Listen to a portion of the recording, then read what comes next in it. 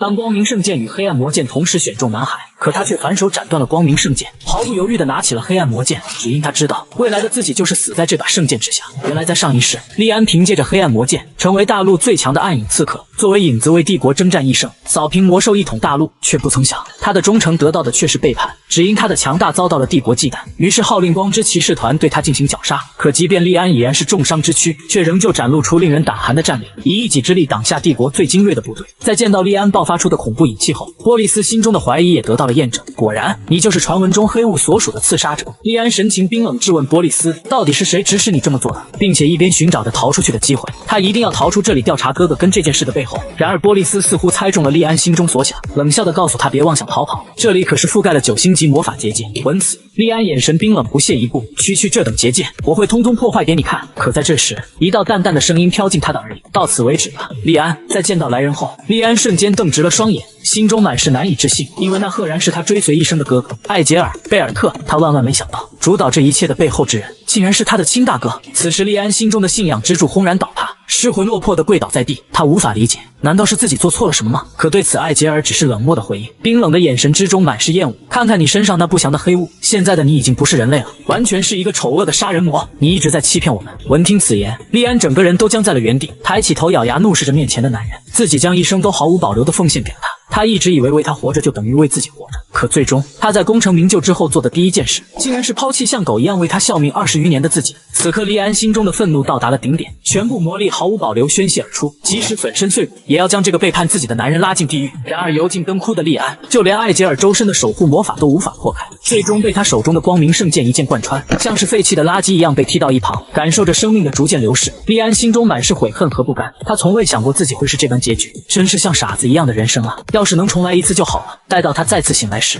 耳边传来一道娇痴的女声：“少爷，你到底要睡到什么时候？你不会是不想去对练，所以在拖时间吧？”闻言，利安看向身旁的女子，这分明是小时候侍奉自己的女仆艾莉亚，就连四周的家具摆放也一模一样。还没等利安有过多的思考，随后他就被拉到了练武场上。此时，利安也终于确认了一个事实：他回到了27年前的贝尔特城堡。今天是距离他进入学院还有1年的日子，在每个月的月初都会进行剑术对练，即便是身为公爵的父亲也会到场观看的重要活动。而利安的对手则是同父异母的同岁兄弟克兰兹·贝尔特，这家伙的母亲是公爵的正室，因此即便利安与他同为4兄弟中的老幺，克兰兹也要比他更受到大家的瞩目。而前世的他也是在经过今天的蹂躏后，成为了人人嘲笑的对象，也是从今天开始被父亲排除在外。只见父亲大手一挥，说出开始，克兰兹立即先发制人冲向利安，满脸坏笑的朝他挥剑斩下。然而对此利安却满脸鄙夷，因为在他眼里，这家伙的速度慢的就像蜗牛一样，随即不紧不慢地挪动身形，轻而易举便躲开了克兰兹的攻击。但这在克兰兹的眼里，利安的躲闪不过是卑怯的懦弱之举。怎料下一秒，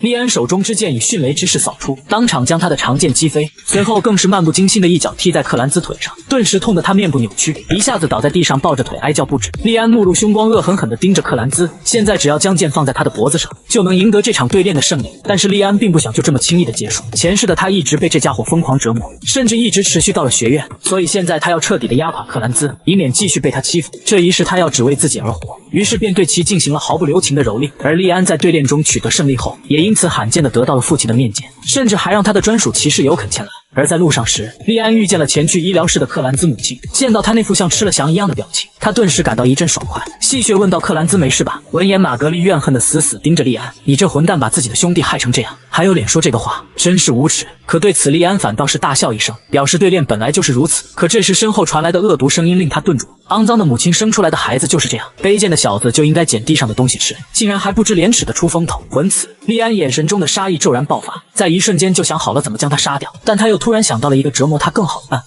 我跟克兰兹一起去学院，你知道吧？你难道就不担心你的儿子能不能四肢健全的毕业吗？利安威胁性十足的话令得玛利亚一阵咬牙，随即扬起手臂就准备教训一下面前的混蛋小子。然而一只手却挡在了利安的面前，只见尤肯丝毫不给面子的淡淡说道：“公爵大人急着呼叫少爷，我们就先过去吧。”顿时让玛利亚难堪的僵在原地，而利安则是露出了一个坏笑的表情，因为公爵的命令是绝对的，现在他在被受公爵命令的骑士所保护。片刻之后，利安来到了父亲的书房，这是他与父亲时隔15年的单独相处。威廉斯·贝尔特公爵，他是统帅五西帝国西部领地的大帝侯，也被世人称为大陆的守护者，拥有着出色的魔法和卓越的剑术，是长期制止魔族入侵的英雄。最后在魔王军侵略的战争中战死。他这一辈子都在为别人服务，一生所谓也只是为了大陆的和平。但在利安的眼里，他却是个愚昧的人，因为这都是他自己选择的生活。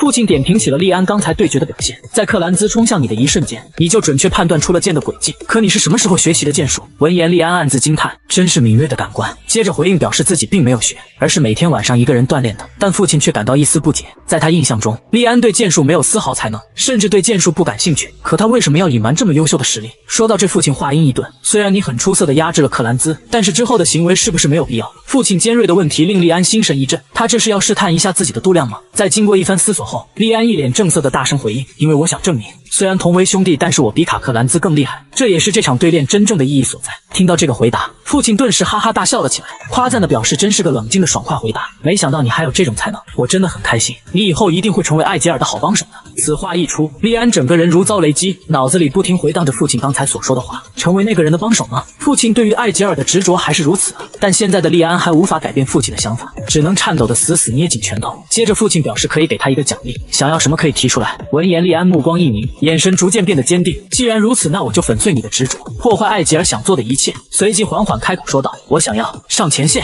而在艾莉亚听到利安的决定后，她顿时惊得快要疯掉了，只觉得少爷脑子已经完全不正常了，根本不知道那里是什么地方，那边可是有很多凶恶可怕的魔兽。而在大陆中唯一能被称为前线的地方，就是帝国西部的领地维利亚斯，其中最前线的则是莱梅亚山谷，那里是与魔族持续数百年的战争之地。而父亲也并没有直接同意利安的请求，他要在1个月之内确认利安是否具备资格。虽然利安还不清楚父亲说的资格是什么，但目前他首先要在指定的时间里，以最大的限度练出肌肉力量。现在他的肌肉力量十分孱弱，不过庆幸的是，在回归后他的战斗感依然保留，并能感受到体内有着少量的魔力。如果能将肉体好好锻炼，就可以充分激发身体的潜能，所以锻炼身体成了他现在首要的事情。可就在这时，他房间的门突然被踹开，一道身影大声呼喊着他的名字冲了进来，气势汹汹的紧紧盯着他，而这正是他的姐姐莉莉丝·贝尔特。随即他一把抓住了利安的衣领，将他当成浪骨一样疯狂摇晃，厉声质问他是不是疯了，居然跟父亲提出要去前线。接着一把将晕乎乎的利安丢在地上，你以为打不克兰兹你就很厉害了是吗？起来跟我去楼顶。片刻之后，两人来到了楼顶上对峙。莉莉丝告诉利安，只要你能坚持下我3分钟的攻击，那么我就同意你去前线。闻言，利安脸上写满了无奈，询问莉莉丝真的一定要这么做吗？但他得到的回答却是莉莉丝的长剑出鞘，拔剑吧，证明给我看。见此一幕，利安心累的忧愁一叹，可真是多灾多难的一天了。还没等他感叹完，莉莉丝已猛然发起进攻，转瞬间长剑就即将刺到他的面前。可下一瞬，利安的长剑后发先至，一剑扫开了面前袭来的剑锋，这令得莉莉丝心中大为震动。她不敢相信，一个10岁的孩子竟然挡住他这下攻击，而且他用的还是剑身轻薄的细剑，可却能够精准地弹开了自己的重剑。难道说只是单纯的运气好吗？但这也让莉莉丝感到十分没面子，挤出了一个和蔼的笑容。我的宝贝弟弟可真不错呀。见到莉莉丝的这般模样，利安顿感不妙，一股不祥的预感在心中蔓延。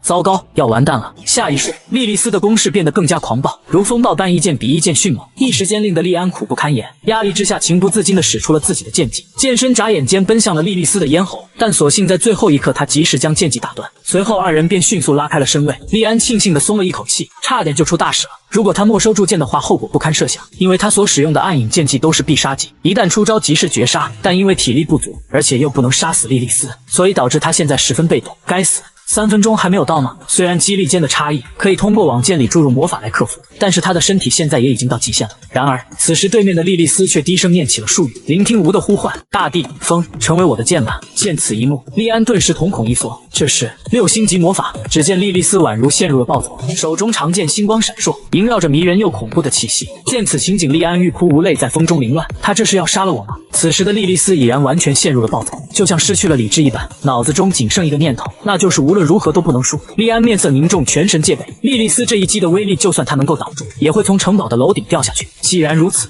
那他只能靠那个了。下一秒猛然发力，瞬间冲了出去，径直的奔向面前酝酿着恐怖大招的莉莉丝。莉莉丝也是毫不犹豫就要挥剑斩下。利安心中紧张忐忑的呼喊着一个名字：拜托了，快出来吧，尤肯！下一瞬，尤肯似乎听到了他的呼唤，闪身出现在了二者之间，一手抓住了空中的利安，一剑挡下了莉莉丝的攻击。璀璨的剑芒瞬间冲天而起，照亮了整片夜空。尤肯眉头紧锁，言语中满是责怪：莉莉丝小姐，你这么对小少爷是不是太过分了？利安也如释重负的松了一口气，他还以为尤肯不出来呢。此时莉莉丝也终于恢复了理智，惊慌失措地抱紧了莉安，连连道歉：“对不起，弟弟，我只是不想让你去前线，是他太执着于此了，所以才会失去理智。”感受着姐姐关怀的温暖，莉安心中没有一丝的责怪，因为这真的太像是她的风格了。好胜心极强，比任何人都要努力，因此才能在大陆天才聚集的皇家学院中创造了史无前例的记录，所有的科目都达到 S 级，简直就是精英中的精英。加上她还拥有着美丽的外貌，所以被大家称为神的孩子，与艾杰尔一起被奉为大陆的守护者。但在加入光之骑士团后，姐姐将会面临悲惨的结局。一想到这，莉安就忍不住的用力抱紧了莉莉丝。我真的好想你啊，姐姐，这次我一定会保护好你的。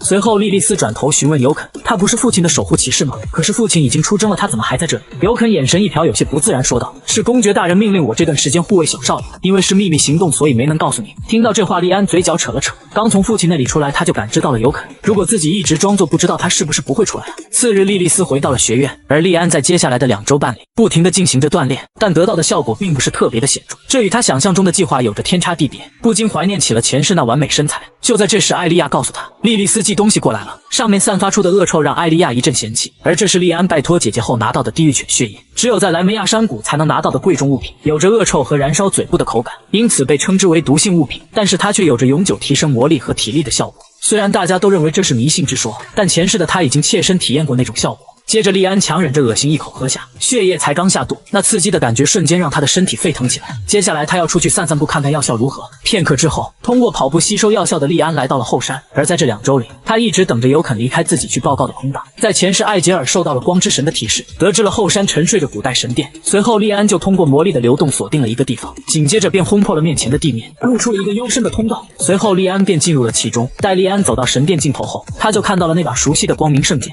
在前世与魔界的战争中，魔界军团是超越人类极限的存在，可当人类发掘出古代遗物神的武具后，获得了飞跃性的胜利。而杜兰达克的遗物是光之神所保护的圣剑，也是带领人类获得胜利的武具，最后落到了艾杰尔的手里。莉安前世就是悲惨的死在了这把剑下，这让他不禁怀疑自己的回归是否与面前的圣剑有关。于是他伸出手触摸上了圣剑，然而圣剑却没有给予他任何回应，这让莉安感到一阵不耐，不由气恼的一脚踢在圣剑上。什么狗屁圣剑，真是讨厌。不过他此次来此的目的也并不是为了获得圣剑。随即他来到了圣剑的影子处，这个乍一看会以为是剑的影子，但事实上这并不是影子，因为光的反面必有黑暗。随即他双手朝地面一拍，地上的影子当即暴动，涌向了祭坛的后面，一个门口当即暴露了出来。待莉安走进其中后，上方的祭坛中央赫然悬浮着另一把剑，而这正是属于他的剑，魔剑凯兰。莉安握紧手中魔剑，轻声笑道：“睡够了吗？快点起来吧！”没得到回应的他疯狂地甩起了魔剑，试图这样将凯兰唤醒。很快，一道诡异的黑影在面前浮现。小不点，你的胆子可真大呀！你知道唤醒我意味着什么吗？竟然敢叫醒沉睡中的魔剑，以后你的身体就是我的了。说着，黑影瞬间扑向了莉安，但却被莉安一把抓住，这令得凯兰十分震惊。你为什么能够碰到我？闻言，莉安狠厉一笑，我说过了，你是我的。只见手握魔剑的莉安浑身涌动着恐怖的魔气。凯兰见状十分困惑，你身上怎么会有阿尔的气息？难道你是他的继承人？对此，莉安阴森一笑，给予了肯定。没错，主人回来了，快给我跪下。但他的话却仍旧得不到凯兰的认可，随即就朝莉安发起了进攻。凯兰的桀骜不驯让莉安十分无奈，既然如此，他只能用最简单的方法。随即轻声念出了魔剑控制，下一瞬凯兰就被一股无形之力重重压制。莉安低喝道：“我只说最后一次，在我好好说话的时候认可我这个主人。”但凯兰却完全听不进去，质问他是怎么知道这个术法的。见沟通无果，莉安再次念出了魔剑控制，紧接着又是连续念出了2.5遍，将凯兰的脑瓜子都压进了地下。随即又问起他现在怎么样。凯兰刚开口表示愿意，可话还没说完，莉安又是一声魔剑控制，于是就这样，凯兰彻彻底底的被征服了，随即变成小恶魔形态，兴奋的冒了出来。好久没闻到外面的空气了，真刺激啊！主人，你叫什么名字？我叫莉安·贝尔特。凯兰思索着这个第一次听到的名字，询问他真的被阿尔选中了吗？莉安点头给予了肯定，告诉他是在前世，因为自己之前死过一次。听闻此言，凯兰一脸懵逼，只觉得莉安是在胡说八道。随后，莉安望向了面前的光明圣剑，扬起了手中的黑暗魔剑，一剑将圣剑的剑柄斩断。见到莉安的行为，凯兰差点惊掉下来，询问他为什么要这么做。莉安盯着手中的剑柄，满脸坏笑。虽然现在还不知道，但是以后应该会变得很有趣吧。时间很快来到了与父亲约定的这天，他需要通过父亲的考验，以此来证明是否有资格前往前线。接着，尤肯丢出了一个卷轴，在卷轴的召唤下，一头地狱猎犬骤然出现。莉安严阵以待，盯着面前的地狱猎犬，这是莱梅亚山谷的下级魔兽，看来父亲为了准备这个考验也是费了一番功夫。与此同时，身后的骑士也是严阵以待，只要利安有生命危险，他们就会立即出手。尤肯眼神紧紧地盯着利安，想起了3天前利安找到他提出了对练，表示想要熟悉一下实战的感觉，而尤肯也是答应了下来，只用剑鞘来防御他的进攻，他可以尽情地进行攻击。不过利安还提出了一个小小的请求，那就是这次对练发生的事情不要告诉父亲。下一瞬，身形抱起挥剑斩向尤肯，而在感受到手上传来的厚重力道，尤肯顿时感到十分惊讶，真不敢相信，这竟是一个10岁少年的剑。但让他吃惊的事情远远不止，只见利安身形急速闪动，一瞬间就消失在了原地。等他察觉到利安的踪迹时，他已经出现在了头顶，随即从天而降一剑落下，长剑以极快的速度挥舞，但尤肯依旧将所有的攻势挡下。随着利安最后一剑挥出，这次的对练也到此结束。他收起长剑，对尤肯表示感谢，果然还是赢不了你啊。然而此时的尤肯也并没那么轻松，气喘吁吁地呼着粗气，心中满是震惊，那个弱小的利安少年竟然成长到这么厉害的地步，看来现在的他已经足以经起世上的任何考验了吧。只见场中的地狱犬率先发起攻击，利安迅速侧身躲开他的冲锋，以他现在的肌力不能直接与魔物硬碰，因为要尽可能早点结束战斗，那么他就只剩下了一击必杀的选择。只见利安将魔力倾注在了长剑内，随即猛地纵身一跃，将剑掷出，当场就将地狱猎犬的头颅贯穿。利安的一击毙命，令现场所有人都惊在原地。父亲见此，嘴角勾起一抹弧度，随即哈哈一笑，拍手称赞起了利安。接下来我们就在前线见了。而在父亲走后，凯兰悄咪咪地溜了出来，满是怨气地询问他为什么不用自己，他要吸收血液才能变得更强啊。眼巴巴地看着地上的地狱猎犬，拜托了，让我吃一口吧。闻言，利安邪魅一笑，不用担心，以后会尽情地让你吃个够的，好好期待吧。2天半后，利安带着艾莉亚来到了前线，四处可见的魔兽吓得他哇哇直叫，不停地问他为什么想要来这种可怕的地方，难道就一点都不害怕吗？看着这片熟悉的地方，利安却有种怀念的感觉，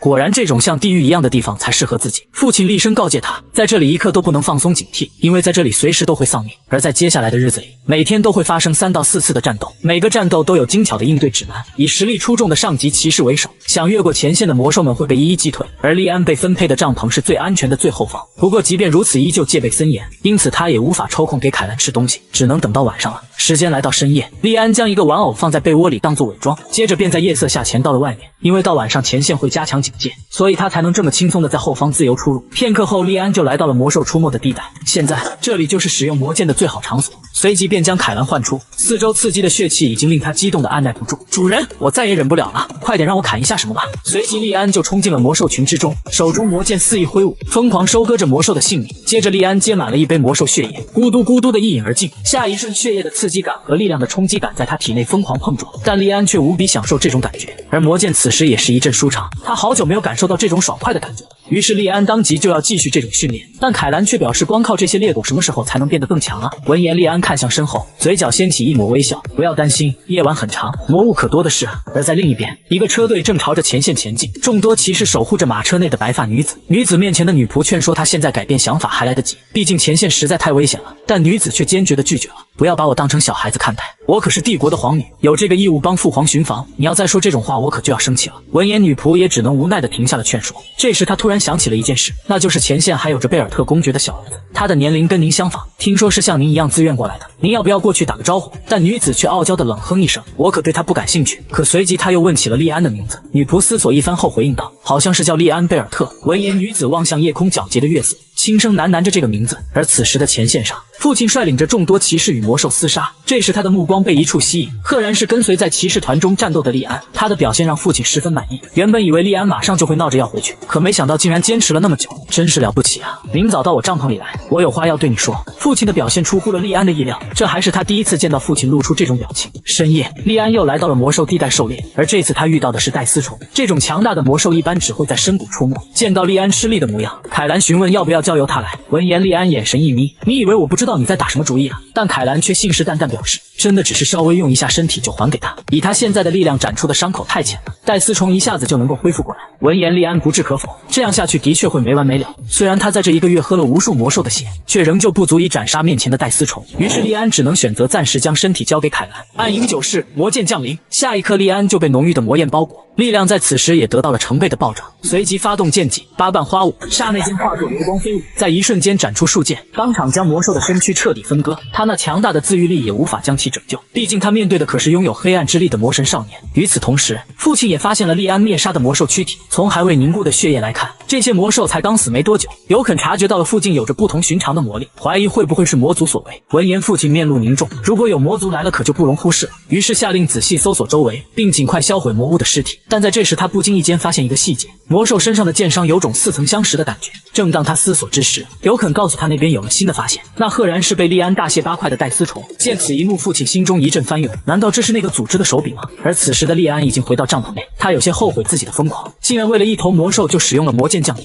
那是将自己的身体暂时交给凯兰。虽然能够发挥那家伙的真正实力，但是稍有不慎的话，说不定就会被彻底夺舍。这时凯兰也在旁边冒了出来，说道：“虽然你表面上是个10岁的小屁孩，但言行举止完全不像个孩子，不仅对我了如指掌，就连莱梅亚山谷的各处也十分熟悉，还有着仿佛修炼过30年般的老辣剑法。现在我终于能相信你说自己死过一次了，所以你是回归者对吧？”听闻此话，利安露出一个后知后觉的表情：“我早就跟你说过了呀，原来你没听懂啊！”顿时气得凯兰哇哇直叫：“你那样说谁听得懂啊？不过要杀你这种实力的家伙绝非一件简单的事，而你又是被杜兰达克的持有者杀死的，这么看无非就2种情况，要么是决斗输了，或者说遭到了背叛。不过你应该是接近背叛的情况吧，毕竟你一副像吃了翔的表情看圣剑，我要是这都猜不到就是傻瓜了。如此一来，你回归的目的就显而易见了，肯定是已经在计划报仇。既然如此，你就必须要记住一点，如果被我看到你的一丝犹豫和软弱，我就会马上吞噬掉你。”利安没好气的一拳砸飞凯兰，说什么屁话，你的主人可不是蠢货。但利安脸上却悄悄扬起一抹微笑，这家伙的性格果然还是老样子，不管是以前还是现在。片刻之后，利安走出了帐篷，刚到外面他就发现了与平常不同的氛围。这时艾莉亚急匆匆地跑了过来，告诉他发生了大事，昨晚在山谷出口附近发现了上级魔兽的尸体。闻言，利安心头一震，难道说的是戴丝虫吗？于是利安急忙询问还有没有其他的消息，比如说发现奇怪的人或者有关自己的。就在这时，尤肯出现在了他的身后，告诉他父亲要见他。闻此，利安顿感不妙，这下麻烦了，他突然因为和父亲的事，就把魔兽的尸体留在那边没处理。现在看来父亲肯定发现了，接下来该要怎么圆呢？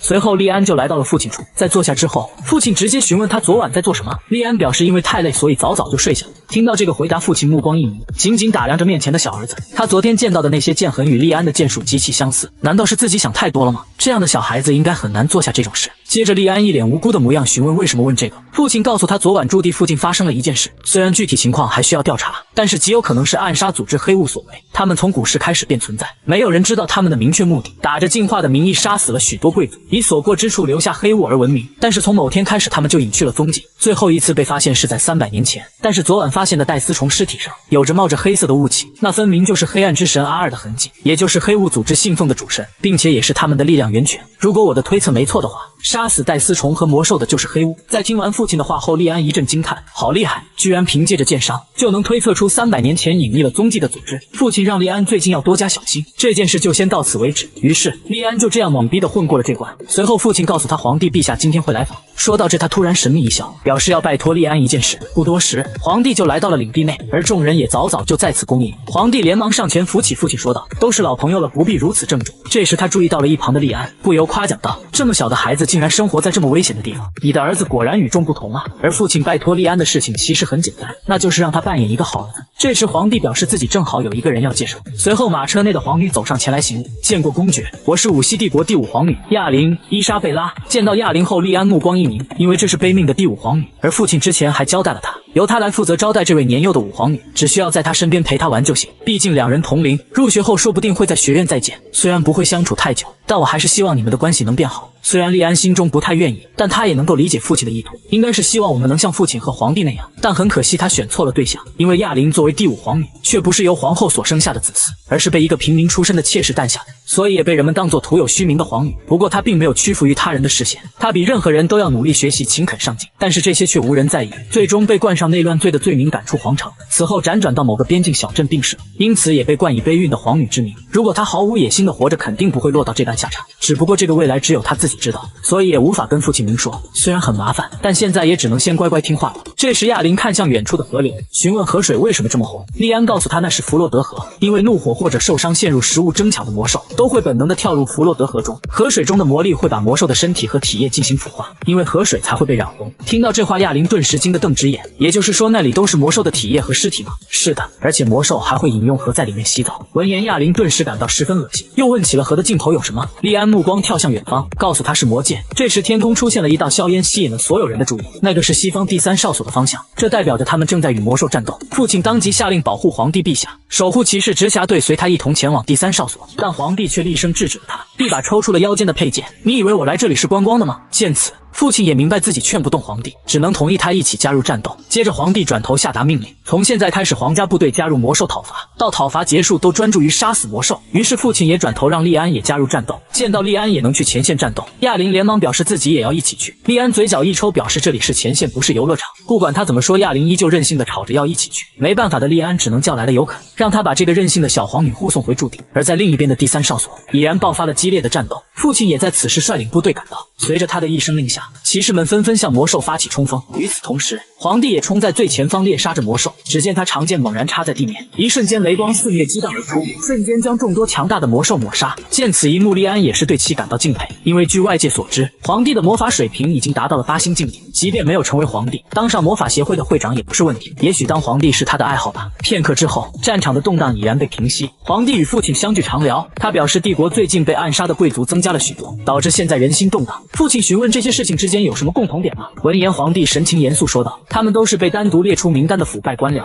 而且现场都有留下黑雾的痕迹。闻听此话，父亲微微思索，觉得可能是黑雾的追随者又开始活动，昨天也在据点附近发现了他们的痕迹。皇帝也觉得这个可能性十分之大，不过还是需要做进一步的调查。但他现在很在意的还有一个方面，某些找死的贵族竟在散布一些谣言，怀疑这次事件的幕后操纵者是武皇女。闻此，父亲大吃一惊，难道是有人要将亚林皇女和那些家伙绑在一起吗？说到这，皇帝有些担忧，虽然现在他以谣言的名义堵着那些家伙的嘴，但是他能感觉到他们是想利用这孩子做些事。于是皇帝面色凝重地拜托起了父亲，如果自己比他先走一步，那个孩子就拜托他了。闻此，父亲目光一凝，郑重起誓，臣威廉斯谨遵皇命。而在另一边，利安又准备出门狩猎魔兽，可这时一道人影出现在了他的门口，来人赫然是亚林皇女。他询问利安能不能稍微聊一聊，利安疑惑表示是有什么事情吗？但亚林并没有直接回答利安，而是将眼神瞟向一旁，让艾莉亚先回避一下。见到艾莉亚的模样，利安一阵汗流，随即让她先到外面去。待到艾莉亚走后，亚林有些略带羞涩的开口说道，白天的事情是我的错，作为皇女我不该那么任性。利安让她不必在意，同时也为自己那时的无理致歉。亚林展颜一笑，表示也快要进入学院了，到时候希望你能够多多关照。然而他的话音未落，利安就眼神冰冷的冷漠开口，很抱歉，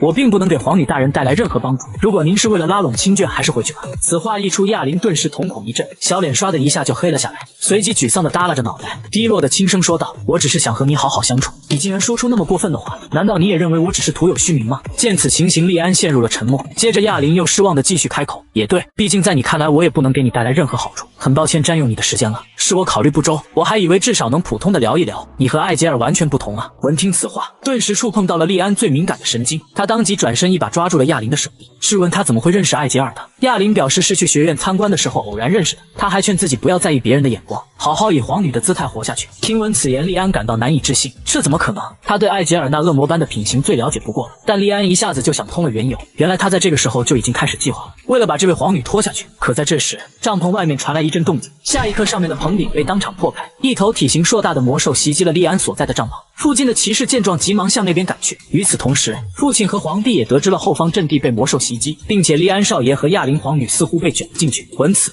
皇帝当即下令让所有皇军全部去往后方，必须要保证皇女的安全。而此时的后方已然充满了魔兽，这是在山谷深处才会出现的高级魔兽奥格，可现在竟然成群的出现在边境，让利安不禁怀疑是不是出现了前世没有的异病，还是说是自己的原因吗？这时一旁的艾莉亚一把鼻涕一把泪说道，少爷，我还以为你刚刚真的要死了。就在刚才魔兽的攻击即将落下的瞬间，利安迅速反应，抱着亚林躲开了攻击，毕竟前世的他也曾加入过讨伐魔王军的队伍，还不至于被这种小喽啰弄死。就在这时，一只大手突然朝亚林旁边的一名骑士抓去，一把就将他捏在了手中。利安迅速来到亚林面前，大喝让他退后。然而面前的魔兽只是看了那名骑士一眼，就随手丢飞到一边。见此，利安眼神一凝，果然这家伙的目标是我。于是他当即让众人先护送亚林离开，由自己负责将怪物引开。得到命令的艾莉亚立即答应下来，果断将亚林提起就跑。还不忘让一旁的骑士快跟上来，顿时令得利安嘴角一扯，你这答应的可真快啊！与此同时，魔兽也按耐不住的发起了攻击，利安眼神坚毅，握紧了手中长剑，随即身形一闪，斩在了魔兽的手臂上。此时他也思考起了一个问题，为什么总有高级魔兽出现在自己身边，就好像是被什么气味引诱来的一样。对此凯兰给出了答案，那是因为为了变强的他喝下了无数魔兽血液的身体散发着强烈的气味，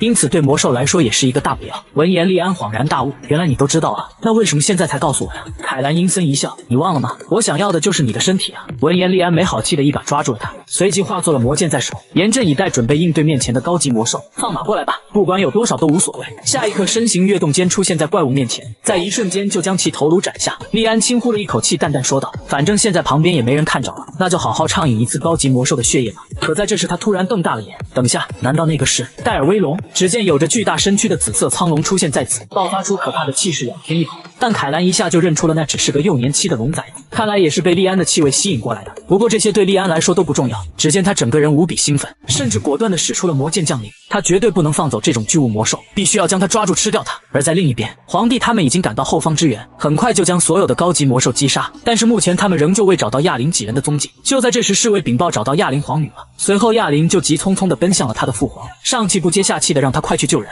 为了掩护自己撤退，利安少爷他一个人留在了魔兽群里。闻此，皇帝顿时心神一震，身后的父亲面色也瞬间变得像潭死水。他面色阴沉，冷声询问艾莉亚：“利安究竟发生了什么？”爱丽丝顿时被父亲的模样吓得浑身颤抖，这还是他第一次见公爵露出这种可怕的表情，于是便将刚才发生的事情一一说出。一旁的骑士连忙表示自己还记得刚才的位置，只要您下令，马上可以率领军队去营救少爷。但父亲却愣在原地，久久没有丝毫反应。于是身后的皇帝当即催促他赶快下令。可让人没想到的是，父亲在沉默片刻后，只冷冷地吐出了3个字：“不去了。”此话一出，瞬间震惊了众人。皇帝不可置信地询问：“他是认真的吗？”对此，父亲给出的原因是：现在应该优先善后，如果军队的营帐塌了，魔兽们恐怕会冲入帝国境内，所以必须尽快重建阵地，这样才能阻止更大的牺牲。听到这个回答，爱丽丝声音颤抖地询问：“那少爷要怎么办？”闻此，父亲神色凛然，厉声说道：“能让皇女大人平安无事的逃走，那孩子也算是完成了夙愿，毕竟这就是贝尔特家族的使命。”听闻此话，亚林眼眶的泪水无法抑制的涌出，自责的情绪填满了他的内心。到底是为什么？又是因为我？就在此时，一声熟悉的叫声从空中传来，亚林连忙抬头向上空望去，这个声音难道是？只见空中骤然出现一头紫色苍龙，待他定睛一看，小嘴顿时惊得张大，因为在那巨大的苍龙背上有着一道身影，那赫然是刚才为了救他的利安。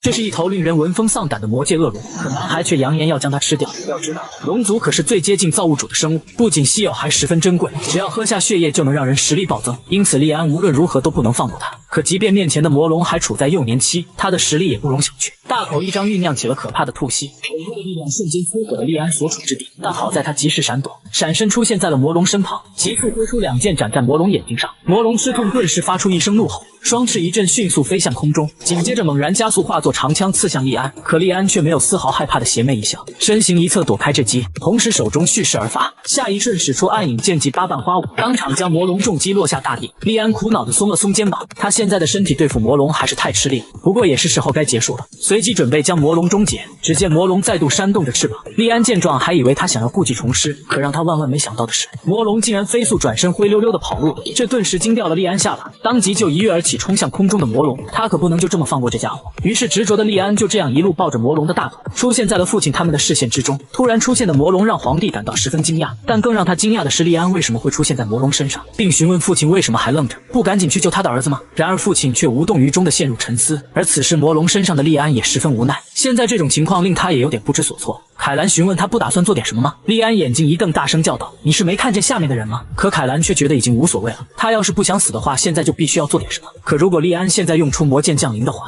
下场可能会比死还惨，说不定到时候还要被绑起来活活烧死。那你就打算一直待在这条龙身上吗？我现在不就在想办法吗？就在他们吵得不可开交之际，父亲已然做出了动作，只见他双手持剑吟咏起了魔法。见此一幕，利安顿时被惊得汗流浃背，因为那竟然是8星级魔法天堂的秘剑，这可是杀伤力恐怖的范围魔法。如此一来，利安也会被卷入其中。但让利安庆幸的是，魔龙并没有被那么轻易击中，闪转腾挪间躲开了密密麻麻的攻击。可即便如此，也无法将全部攻击躲过。转眼间，一道攻击就袭到利安眼前，无奈之下，利安只能撒开手从魔龙身上跳落。可此时，利安仍旧在惦记着他的魔龙，心痛自己就这样错过了这个宝贝。见到他这副模样，凯兰骂骂咧咧大叫道：“你可别再要死不活的了，再不想想办法，就要跟地面亲密接触了。”利安头疼的表示，要是自己再用出魔气的话，就要被绑在柱子上活活烧死了。听到这话，凯兰也快被他气疯了。那你现在就打算这么去死吗？可突然间，利安似乎看到了什么，心中顿时就有了办法，满脸兴奋地看着下方的血河。凯兰当即就知道利安想要干什么，嫌弃表示你不会真打算跳进那满是翔的河里吧？利安无奈说道，现在已经别无他法了。随即便扑通一声没入了河水之中。与此同时，远方的一名男人也注意到了那仓皇飞窜的魔龙，难道可真是罕见的景象啊？身后的红发男人开口道：“这是一条幼龙，但他好像迷路了，给自己惹上了麻烦。”闻言，男人当即认为那里肯定有很强大的魔兽，可红发男却告诉他那里居住的是人类。听闻此言，男人不太相信，觉得龙不可能会输给人类才对。这时他又感知到了不远处出现了一股奇怪又熟悉的能量。红发男表示他不放心，可以去看一看，但是请不要因为无聊就杀死你看到的所有东西。而在另一边，利安也已经爬上了岸，他呼喊起了凯兰的名字，询问他怎么不说话了。只见凯兰满脸怨气，怒冲冲说道：“我现在在想要怎么杀了你，我感觉我身上都是翔的味道。”利安安慰说道：“别这么生气嘛，我回去之后会给你收拾干净的。”闻言，凯兰冷哼一声，让他想想怎么回去吧。他现在可是在魔族的领地，利安让他不用担心，这里不可能遇到高级的魔族的。可他的话音刚落，一道声音就出现在背后，我就知道这里会有着有趣的东西在等我呀。一瞬间，利安整个人汗毛倒竖，这个声音深深烙印在了他的脑海里，是他无论如何都无法忘却的，因为这家伙就是魔族中最恐怖的家伙——魔王维斯里昂。表面上残暴无情的恶魔之王，背地里却是个平易近人的逗逼，这可完全超乎了利安的预料。要知道，前世他可是发动了人魔大战的罪恶之手，所有见过他的人都只有一个念头：这恐怖的家伙完全就是邪恶的化身。可现在竟然毫无征兆地出现在了利安面前，这顿时让利安如临大敌。他不能理解，为什么偏偏是在此时此刻遇到他。见到利安摆出的战斗姿态，魔王顿时眼神一眯，下一瞬鬼魅般出现在了利安身后。你是想要和我战斗吗？利安迅速回身扫出一剑，但攻击的却是魔王留下的残影。他的身形已然再次出现在利安背后，可这时魔王却突然哈哈大笑起来：“你可真是一个有趣的小家伙呀！”凯兰见状询问现在要怎么办，以他现在的状态怎么可能打得过魔族的王？闻言，利安不由得垂下眸子，他深知战胜这恐怖的家伙是根本不可能，唯一的办法就是逃跑。可是他真的能做到吗？但让利安没想到的是，魔王的表现出乎了他的意料。小朋友放松一点吧，我可不想跟你这样的小孩战斗啊！为了降低利安的戒备心，魔王甚至直接躺在了地上，笑嘻嘻说道：“如果你不放心的话，我们可以躺着聊，毕竟就算我再怎么混蛋，也对不了一个孩子下手。”这一幕顿时就让利安傻眼了，这家伙怎么好好的突然就躺下了？接着魔王再次开口询问：“你真的是人类吗？这是你第一次来魔界吗？”对此利安轻轻点头表示肯定。见到利安那副紧张的模样，魔王表示他的样子有点奇怪啊，我怎么感觉你很了解我呢？对此利安表示自己的确是人类，而且从来没见过他，不过你为什么会出现在这里？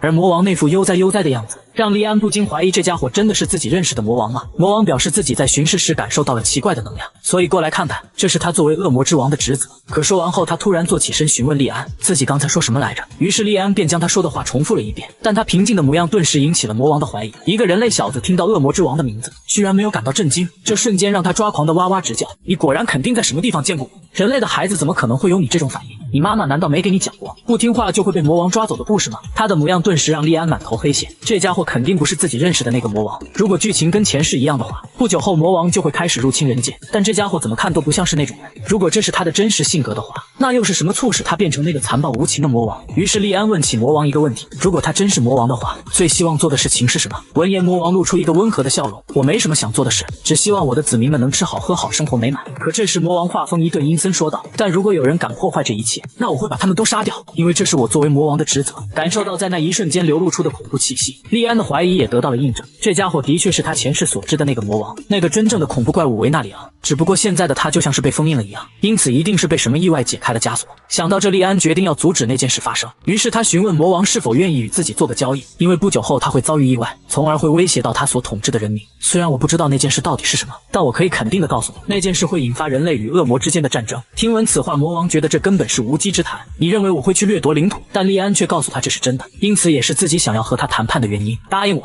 无论发生什么，你都不要挑起战争。魔王双手抱胸，无语说道：先不说这是不是真的，就算是真的，我答应你又能得到什么回报呢？对此，利安回应自己可以帮助他，无论发生什么事情，我都会竭尽全力去帮助你。闻此，魔王俯下身凑到利安面前，直勾勾盯着他：你究竟都知道些什么？告诉我你的名字。少年。利安抬起头正色说道：利安·贝尔特。魔王闻言也答应了与利安的交易，向他做出了保证，无论发生了什么都不会入侵人界，但是他也要对自己做出的承诺负责，毕竟交易就是交易。对此，利安认真的点头给予了回应。那么就后会有期了，少年。画面一转，骑士们在边境的河边找到了利安，这也让他得以成功的回到了帝国。而自此之后，利安也获得了一个新的称谓，从魔龙口中生还的男孩，待到利安再次醒来时，眼前发生的一幕让他错愕不已。只见亚玲正端坐在他的床前，脸上带着一抹羞涩的红晕，但他还是鼓起勇气，再次重复了一遍刚才说的话：“你愿意成为我的人吗？”此话一出，莉安当场傻眼了，这家伙到底在说什么呀？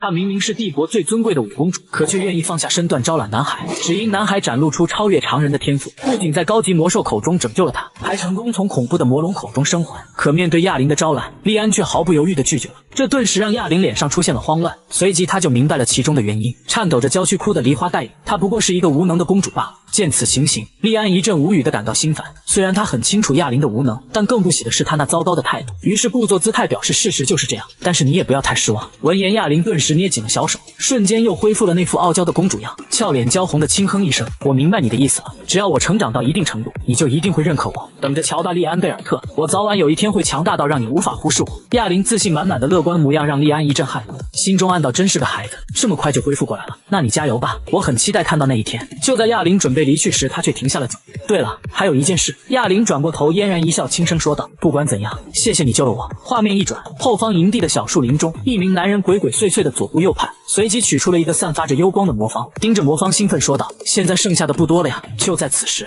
一道声音在他背后响起：“原来是你，泽纳德·克里姆森。”随着话音落下，泽纳德的身体也变得无法动弹，就像被无形的锁链禁锢了一样。只见莉安出现在了泽纳德的背后，目光落在了他手中的魔方上，他一眼就认出了这个东西，这是一件人工制造以魔力浇筑而成的神器，其内部拥有着能够无限储存物品的空间，这是魔法协会加姆大师的杰作。而莉安也早就关注了一整年，因为帝国内部一直有人在进行着走私，看来这个人就是你吧？七星骑士泽纳德·克里姆森。闻听此话，泽纳德整个人惊恐不已：“你是莉安贝尔特？你为什么会出现在这里？”莉安反手将魔方中的物品倒在了地上，而那些都是魔兽尸体上的重要材料，询问起了他在边境处是不是有间谍帮助。听到这话，泽纳德十分激动，大喊着自己什么都不知道。莉安见状让他不必装傻，因为他们走私的魔兽血已经出现在了黑市上，而莉安此前通过莉莉丝得到的猎犬血液也是通过黑市拿到的。于是莉安思索着那个间谍可能会是谁。与此同时，泽纳德发现自己的身体能够动了，手中悄悄凝聚起了魔法，突然间抬起手朝莉安发动了偷袭，一瞬间滔天火焰将其吞噬。此时泽纳德也终于松了一口气，他差点就弄丢了宝贵的魔方，可下一秒一道剑芒在身前闪过，他的手掌当场与身体分离，同时面前飘荡起了一股诡异的黑雾。莉安的身姿在黑雾中浮现，紧接着一把抓住了他的咽喉，恐怖的魔气在体内迸发。告诉我你的选择，是将知道的都说出来，然后舒舒服服的去死，还是接受即使是神也会为你祈祷的折磨？画面一转，西部地区的边境贸易站，两名男子欣喜地看着这次的走私物品。可当他们打开盒子之后，惊惧之色顿时占满了他们的脸颊，因为里面赫然是泽纳德的人头。而在远处，莉安注视着他们慌张的模样。凯兰询问他不打算出手对付那些家伙吗？但莉安表示警告就足够了。泽纳德这家伙一直在前线进行着走私，而他的走私物品都会送到魔法协会，那里是所有痴迷魔法的法师聚集地，他们研究魔术的起源和基础，以及创造新魔法的艺术。他们是一个渴望超越人性极限的团体。目前他们正在制造有用的物件，例如那件魔方，但是在未来他们会利用魔兽血做出更加疯狂的事情，所以莉安要从现在就开始阻止他们。凯兰见状不由吐槽道：“你这是要从刺客改行当问题解决者吗？我以为你是要为自己而活的，可你现在做的事情不是一件无私的事吗？”闻言，莉安眸子轻垂，淡淡道：“我只是不想有人再利用魔兽血罢了。”画面一转，帝国的某处住所内，艾杰尔看着手里的信件微微出神，我那小弟弟莉安居然跟着父亲上前线了吗？听闻此话，身后的女人妩媚一笑：“就是你那个同父异母的老妖吗？”只见艾杰尔露出一个恶魔般的冷笑，这家伙可真是让我心烦了，看来我得找时间去看看他了。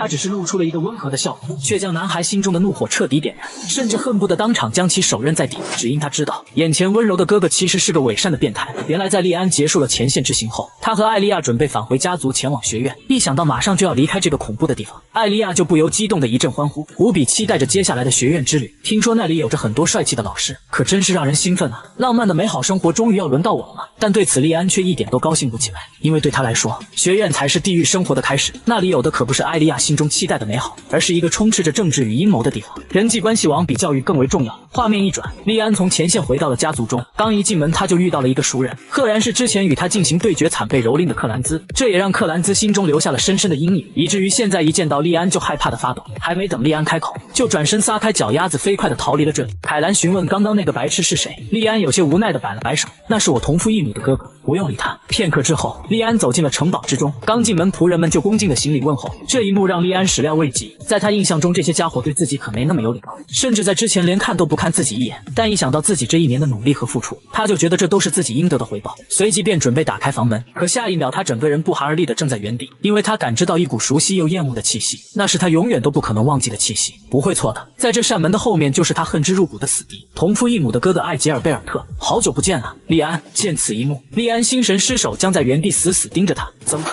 愤怒、杀意逐渐占据他的脑海。他变得再也无法继续保持冷静，前世临终前的滔天恨意，在重新见到这个男人的这刻被彻底燃爆。他下意识地取出了恶魔之剑，脑中仅剩下一个念头，那就是杀了他。就在此时，凯兰却突然制止了利安的行为。他厉声告诉利安，不想死的话就马上清醒过来，如果现在对他出手，可就要变得没意思了。闻此，利安眉头一皱，眼神一凝，最终还是将眼中的杀意压下，朝着面前的艾杰尔欠身行礼。好久不见，哥哥。见到利安的模样，艾杰尔伸出手温柔地抚摸着他的脑袋。我还以为你不认得我了呢，听说你的剑术提高了，看来很快就能帮上大忙了。我会在战场上等着你的。闻言，利安眼神冰冷的没有一丝感情。是啊，我非常期待那天的到来呢。利安异样的模样让艾杰尔感到一丝奇怪，接着他告诉利安，他在前线的表现让自己很高兴，今天也是特意回来看他的。对此，利安只觉得嗤之以鼻，因为他很了解这家伙，如果自己对他没用，他连看都不会看一眼。但现在知道艾杰尔来这里的原因后，利安也变得越发冷静下来。与此同时，艾莉亚提着2大箱行李骂骂咧咧回到房间，小少爷可真是的，什么行李都不拿，他就不能帮帮我吗？可真是要把我累坏了。随即便怨冲冲地推开了门，可他刚准备开骂时，却见到了走出来的艾杰尔，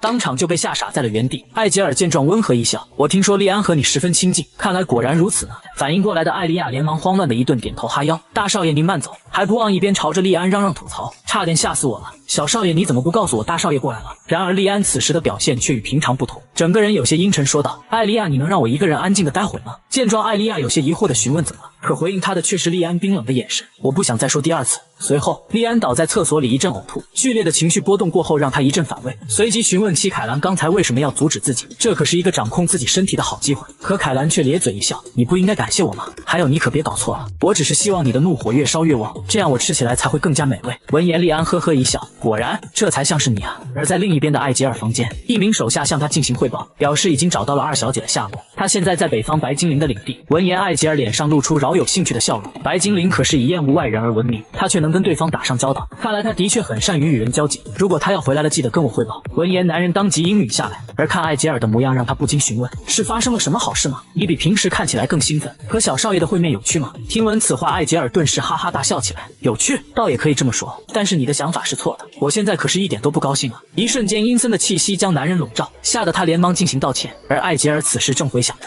利安刚才露出的那个眼神，那种就像是在看着一声宿敌的眼神，是自己看错了吗？这令得艾杰尔莫名感到心烦，于是安排男人找人盯着利安，随即又望着远方陷入了思考。利安，你到底隐瞒了什么？